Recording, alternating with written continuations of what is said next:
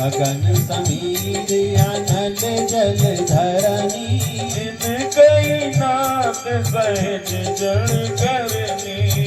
तब प्रेरित माया पुजाए, पिए तू तब ग्रंथ निकाये।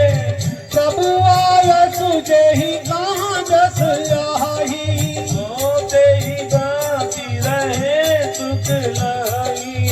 प्रभु लगी न मोहि सिख दीनी, हरि जागा पुनि तुम्हारे ढोली बार सोते पशुनारी, सकल ताड़े ना हे अधिकारी। The most disputed चौपाई within the रामचरितमानस, सबसे विवादास्पद चौपाई जो रामचरितमानस में बना दी है पिछले कुछ दिनों में लोगों ने, वो यही है, ढोल गवार शूद्र पशुनारी सकल ताड़ना के अधिकारी। जबकि गोस्वामी तुलसीदास जी का जन्म संवत 1568 में हुआ था और रामचरितमानस की रचना संवत 1631 से शुरू की और लगभग 2.5 वर्ष के आसपास लगा। 1633-34 के मध्य में संपूर्ण की रामचरितमानस। उस समय उनकी अवस्था लगभग 63 वर्ष की।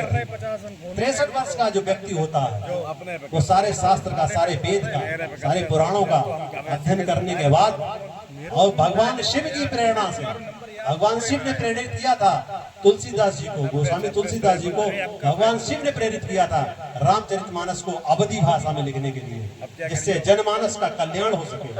तो कोई भी गलत बात वो रामचरितमानस में नहीं लिख सकते। ये अलग बात है कि अपने स्वार्थ की वजह से हम लोगों ने इसका अर्थ गलत निकाल लिया। यहाँ पे ताड़ना का अभिप्राय अलग अलग है। ताड़ना मीन्स देखना भी होता है।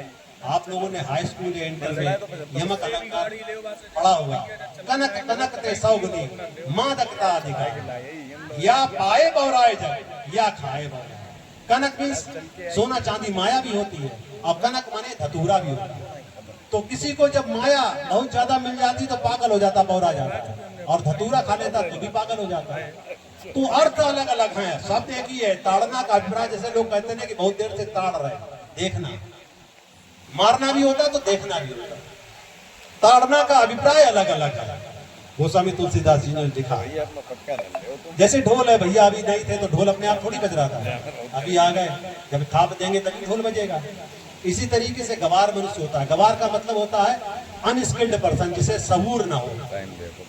जब बेसबूर होगा, काम को कैसे करना है और सबूर नहीं है और आप उस पर नजर नहीं रखेंगे तो काम बिगाड़ देगा, नहीं बिगाड़ेगा। तो उस पर नजर रखने के लिए कहा गया, गवार पे नजर रखना।